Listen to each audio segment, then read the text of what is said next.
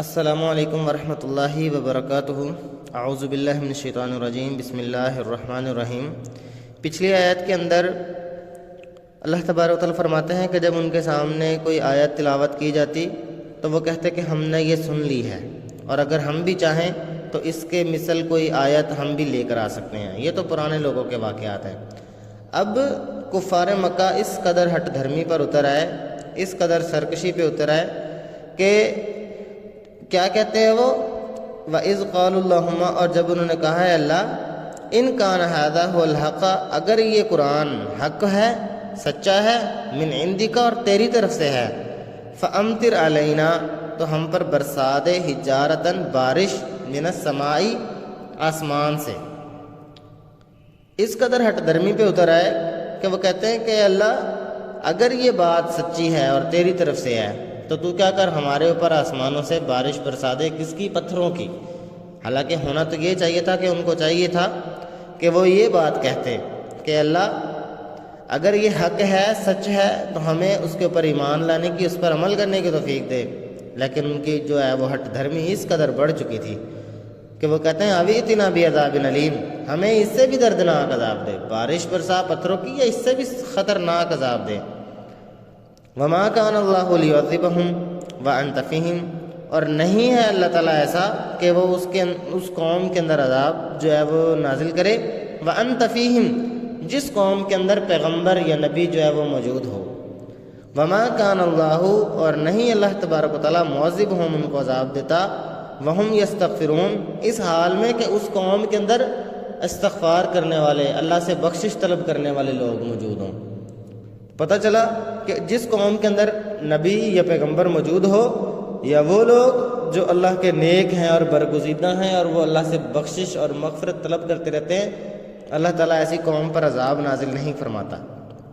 وما لہم اللہ یعذبہم اللہ وہم یصدون عن المسجد الحرام، اور ان کے پلے تو ایسا کوئی کام تھا ہی نہیں کہ ان کو عذاب نہ دیا جاتا۔ وما لہم، اور نہیں ہے ان کے لیے، اللہ یعذبہم، یہ کہ ان کو اللہ تعالیٰ عذاب دے، وہم یصدون، اور وہ روکتے ہیں، عن المسجد الحرام، مسجد حرام میں عبادت سے۔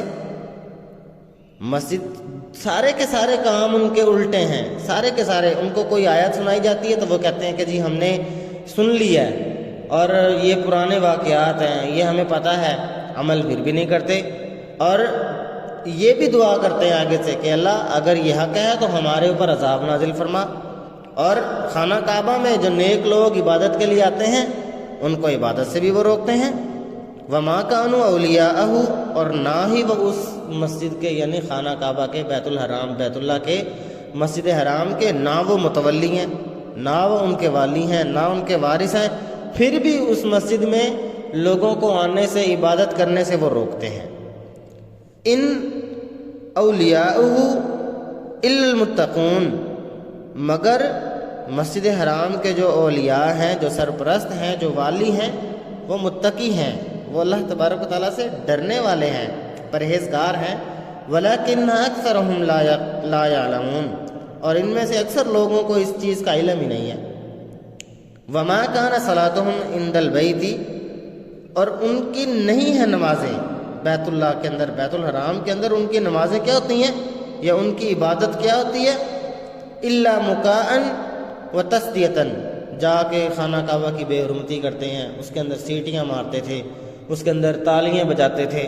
تو اللہ تبارک و تعالیٰ فرماتا ہے کہ ان کی نمازیں، ان کی عبادت و بیت اللہ کے اندر جا کر سیٹیاں مارنا اور اس کے بعد تالیاں بجانا تھی۔ فذوقوا العذاب، پس چکھو تم عذاب کو، بما کنتم تکفرون، اس چیز کے بدلے کہ جس چیز کا تم نے کے ساتھ جو ہے وہ تم نے کفر کیا، اس کا انکار کیا، اللہ اور اس کے رسول کی آیات کو تم نے ٹکرایا، اور تم کہتے ہو کہ ہمارے اوپر عذاب نازل فرما، مسجد حرام میں جانے سے نیک لوگوں کو روکتے ہو، اور خانہ کعبہ کے اندر تم سیٹیاں اور تالیاں بجا کے جو ہے وہ خانہ کعبہ کی بے حرمتی کرتے ہو، تو تمہارے لیے عذاب ہے، اب اس عذاب کو چکھو۔ تو یہ آج کا ہمارا سبق ختم ہوا، انشاءاللہ آپ سے ملاقات ہوگی اگلے سبق پر۔ السلام علیکم ورحمۃ اللہ وبرکاتہ۔